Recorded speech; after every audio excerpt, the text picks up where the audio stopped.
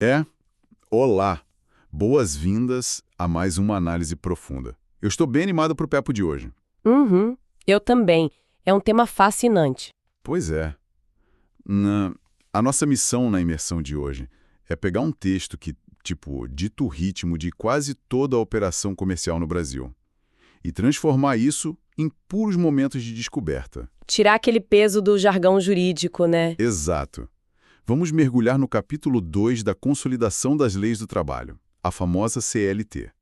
Mais especificamente, a gente vai destrinchar os artigos 457 a 467. Eles tratam da espinha dorsal do mercado de trabalho. A remuneração. Isso.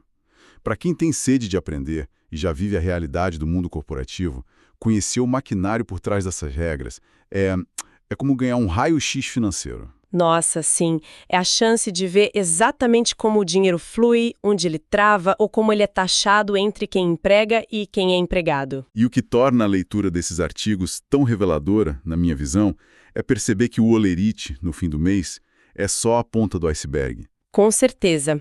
A legislação trabalhista brasileira, especialmente nesse recorte sobre remuneração, ela não opera só como uma planilha de contabilidade.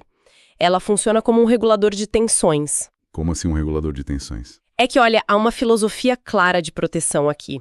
Ela foi desenhada para criar limites rígidos numa relação de poder que é, por natureza, desequilibrada. O legislador tentou prever desde manobras tributárias até o controle geográfico que uma empresa pode exercer sobre o custo de vida do seu funcionário. O buraco é bem mais embaixo. Muito mais. Ok, vamos desvendar isso, começando pelo que a gente pode chamar de labirinto da remuneração.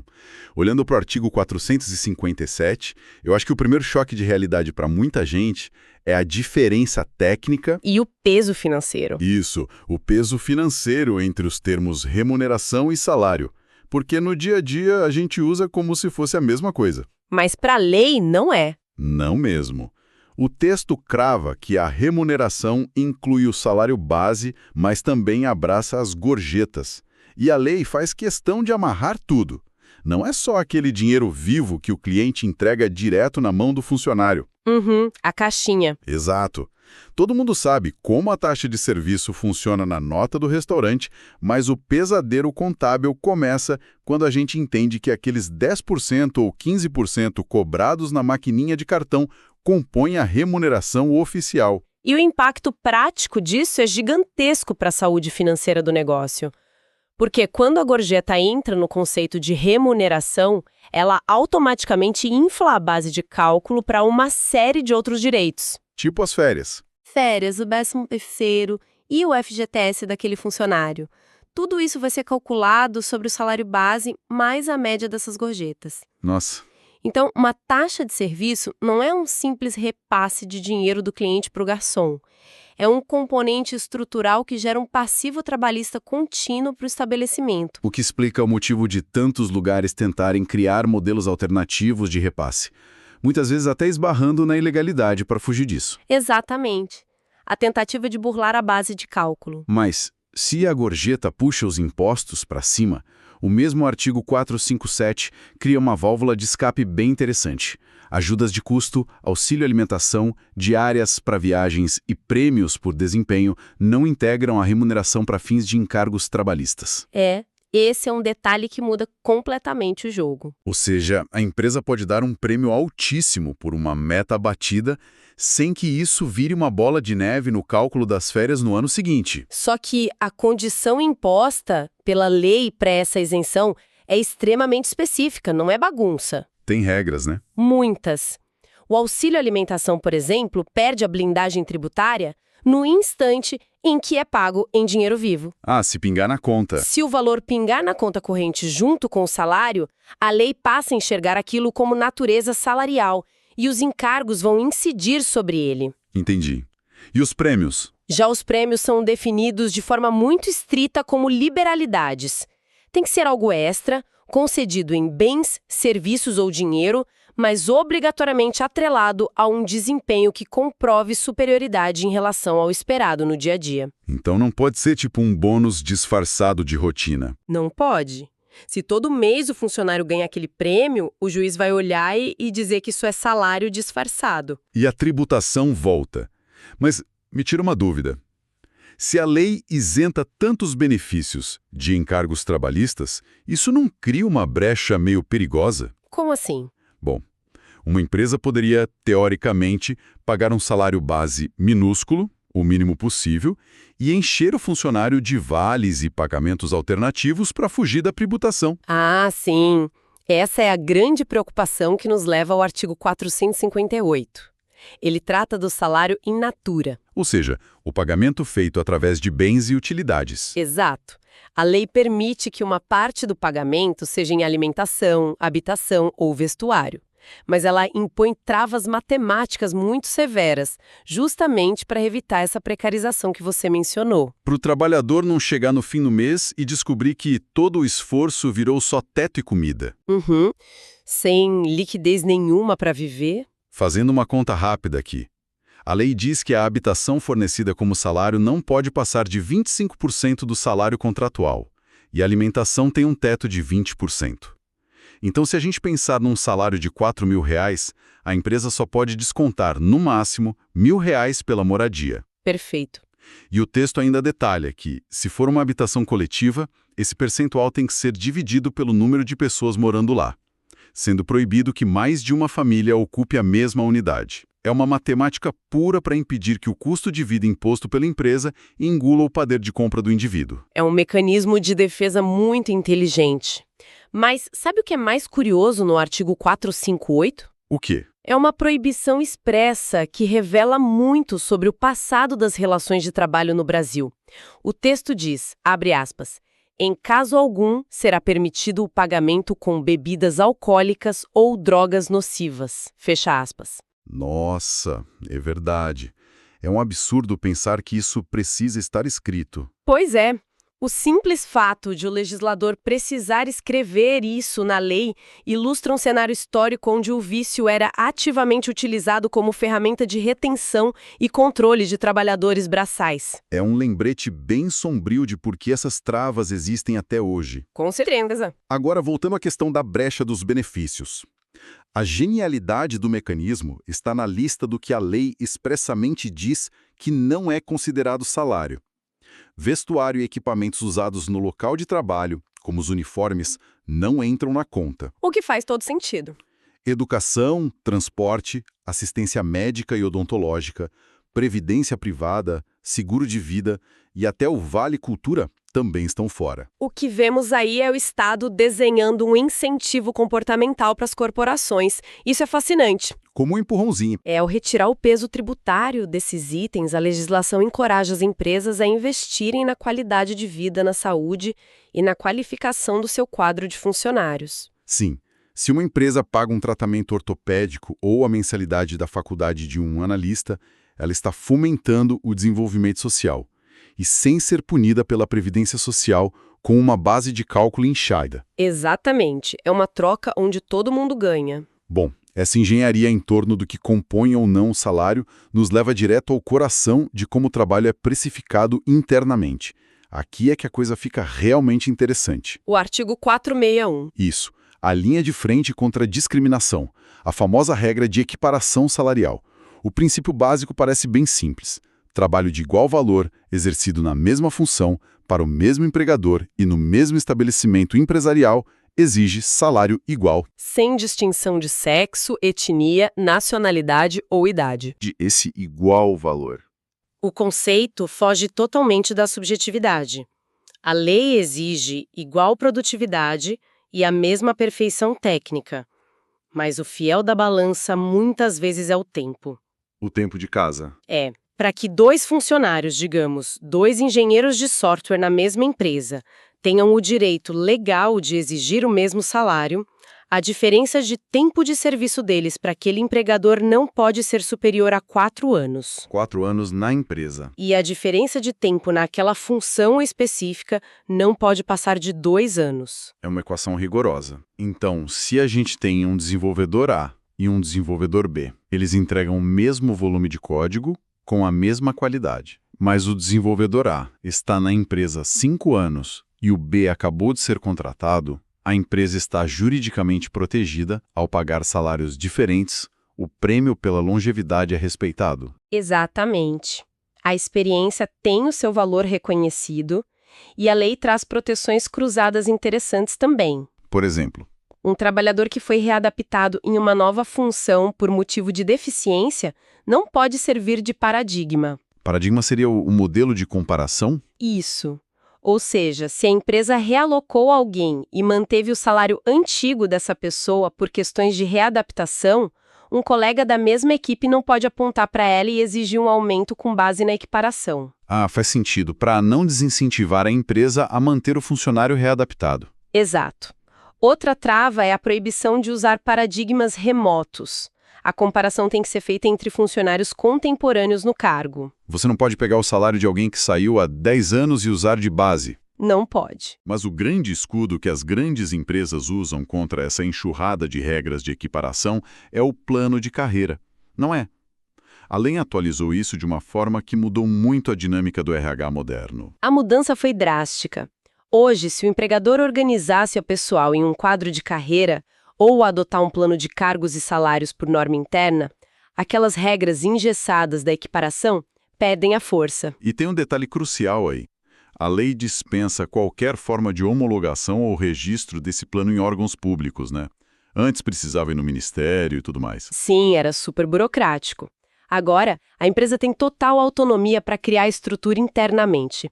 Ela pode promover combinando critérios de merecimento e antiguidade, ou até focar em apenas um deles.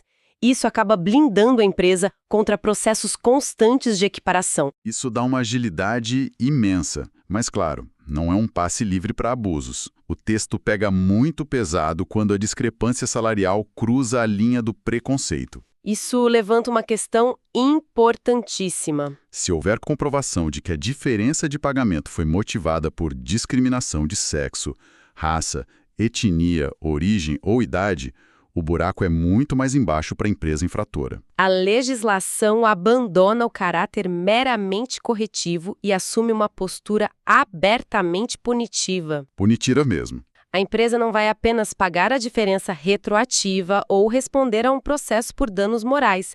A lei estipula uma multa específica. Equivalente a 10 vezes o valor do novo salário devido ao empregado discriminado. 10 vezes o salário. E se houver reincidência, essa multa é dobrada. Nossa, 20 vezes fica evidente que o sistema quer que doa no bolso.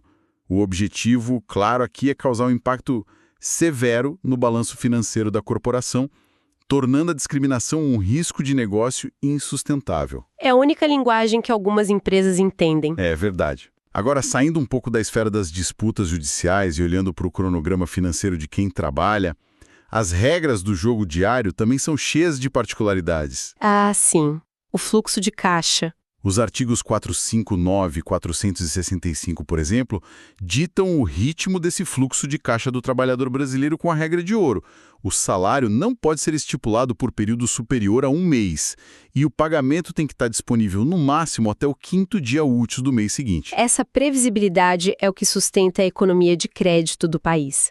As pessoas precisam saber quando o dinheiro cai na conta para pagar dos boletos. E sobre o formato desse pagamento, o artigo 463 não deixa margem para inovações contratuais arriscadas. O pagamento em espécie tem que ser feito na moeda corrente do país, em reais. Se uma startup moderninha decidir pagar seus funcionários em dólar ou numa criptomoeda qualquer, aos olhos da Justiça do Trabalho brasileira, é como se o salário não tivesse sido pago. A invalidade é imediata. É impressionante a rigidez. Outro ponto de atrito gigantesco no dia a dia é o desconto no holerite. Esse sempre dá dor de cabeça. Vamos supor um cenário comum. Um funcionário comete um erro de operação e quebra um equipamento caro da empresa. O instinto de muito gestor é imediatamente descontar esse valor do próximo pagamento. Mas o artigo 462 é um muro contra isso. A regra geral é bem clara. O empregador é proibido de efetuar qualquer desconto nos salários. Mas e as exceções? As exceções automáticas são muito limitadas. Adiantamentos, descontos previstos em lei, como imposto de renda e INSS, ou aqueles acordos coletivos do sindicato. Certo, mas no caso do equipamento quebrado que eu falei, Nesse caso, o desconto só se torna lícito em 2 cenários restritos. O primeiro é preventivo. A possibilidade de desconto em caso de dano foi expressamente combinada e assinada no contrato de trabalho desde o primeiro dia. Tem que estar no papel antes de acontecer. Exato. O segundo cenário exige a comprovação de dolo. Dolo, ou seja, a intenção deliberada de causar o dano. Se o cara jogou um notebook na parede de propósito. Isso. Agora, se foi negligência, imperícia ou um acidente, puro e simples, e o contrato não previu o desconto, a empresa tem que engolir o prejuízo. O risco da atividade econômica é de quem empreende, não de quem aperta o botão da máquina. Isso é um princípio muito forte do direito do trabalho. Mas ainda dentro desse artigo 462, tem uma regra de proteção à liberdade de gasto que é fascinante. Parece que saiu de um livro de história sobre a Revolução Industrial ou sobre a exploração na Amazônia, mas continua vigente e super necessária. Ah, você se refere à proibição de limitar a liberdade de os empregados disporem do seu próprio salário? Isso mesmo. O texto proíbe expressamente que empresas obriguem ou coagem funcionários a comprarem armazéns ou serviços mantidos pela própria companhia. Para entender a força dessa regra, a gente precisa lembrar do infame Truck System. Ou, no contexto histórico brasileiro, da economia dos seringais durante o ciclo da borracha. É o exemplo perfeito. Pensa na situação de um seringueiro embrenjado na floresta amazônica. Isolado de tudo. A empresa pagava o salário dele, mas era dona do único armazém num raio de centenas de quilômetros. Ferramentas, comida, remédios, tudo tinha que ser comprado lá. E com os preços inflacionados de forma totalmente artificial. O trabalhador acabava devolvendo todo o seu salário para a empresa antes mesmo de o mês acabar. E, invariavelmente, entrava numa espiral de dívidas que o impedia de ir embora. Era uma escravidão por endividamento geográfico. E essa memória histórica é o que torna o dispositivo legal tão poderoso ainda hoje. Especialmente em obras de infraestrutura remotas, mineração ou grandes fazendas isoladas. Se conectarmos isso ao cenário geral, se não houver outras opções de comércio na região, a coisa muda de figura. Muda. As autoridades competentes podem intervir com força total. Elas têm o poder de obrigar a empresa a vender os produtos e prestar os serviços a preços razoáveis, eliminando qualquer margem de lucro. O armazém passa a ser tratado estritamente como um benefício de sobrevivência, não como um centro de receita da companhia. Incrível como a lei funciona como um mecanismo antitrust e antimonopólio em microescala, só para proteger o salário. E já que estamos falando sobre quem vende, há um detalhe vital no artigo 466, focado justamente nas comissões. Ah, as comissões? É comum que vendas corporativas gigantescas sejam parceladas ao longo de meses ou até anos. A lei determina que o vendedor receba comissão proporcionalmente ao pagamento dessas parcelas. À medida que o dinheiro entra. Mas o grande embate acontece na demissão. Se o vendedor é desligado, ele perde o direito de receber as comissões daquelas vendas que ele já fechou, mas que os clientes ainda vão pagar no futuro. A resposta da legislação é um não categórico. O parágrafo 2º do artigo 466 garante que a cessação da relação de trabalho não prejudica de forma alguma o recebimento de comissões e percentagens já devidas. A lógica é simples. O esforço de prospecção, negociação e fechamento aconteceu enquanto o trabalhador era empregado. A transação já existe. Portanto, mesmo estando fora da empresa, ele carrega o direito adquirido de continuar recebendo aquelas frações à medida que o caixa da empresa for sendo alimentado pelo cliente. O que obriga as empresas a manterem um controle de pagamentos residuais para ex-funcionários muitas vezes por anos a fio. É um passivo que precisa ser muito bem gerido. Bom, antes de encerrarmos, vamos dar aquela consolidada rápida no que a gente mapeou hoje. Quem acompanha a nossa imersão viu que a remuneração é um ecossistema altamente complexo e regulado. Muito além do salário base. Vimos desde a taxa de serviço que compõe a base de impostos da empresa. Passamos pelos benefícios estratégicos que ganham isenções, até a matemática implacável do salário in natura, limitando moradia e comida para garantir o poder de compra. E a sombra histórica proibindo pagamento em álcool. Destrinchamos as regras da equiparação salarial, onde tempo de casa dita igualdade, mas o plano de carreira dá as cartas do jogo. E entendemos o peso da multa de 10 vezes o salário contra a discriminação. Além das regras do dia a dia. Isso. prazos de pagamento, limites rígidos para descontos por quebras de equipamento e a proteção feroz contra o monopólio dos armazéns empresariais em locais remotos. A nossa parte formal da análise fica por aqui. Agradeço a companhia de quem nos ouve, porque dedicar tempo para entender essa mecânica é fundamental para operar com clareza no mercado. E para amarrar tudo que a gente discutiu sobre proteção, eu deixo uma reflexão provocativa final para quem nos ouve. Focada no artigo 467. Ele lida com o exato momento de ruptura, a demissão e a ida à Justiça do Trabalho para discutir as verbas rescisórias. O momento mais tenso de todos. A lei impõe uma regra brutal para o empregador nesse cenário. Ele é obrigado a pagar, logo na primeira audiência, a parte incontroversa da dívida. Ou seja, aquilo que ninguém discorda que é devido. Isso, o que a própria empresa admite que deve, independentemente do que ainda está sendo discutido no processo. Se o empregador não fizer esse pagamento ali na hora, ele sofre uma penalidade que o obriga a pagar esse valor acrescido de 50%. 50% a mais? A reflexão que eu deixo é: como uma simples multa de 50% altera completamente o balanço de poder no instante de maior vulnerabilidade do trabalhador. Pense em como essa regra força a transparência imediata nas contas da empresa e como ela impede que o desgaste e a lentidão de um processo judicial sejam usados como uma estratégia de guerra para vencer pelo cansaço quem acabou de perder a fonte de sustento. Exatamente. É algo para se pensar sobre o verdadeiro papel da lei. Uma excelente reflexão para fechar a imersão de hoje. Muito obrigado e até a próxima análise profunda.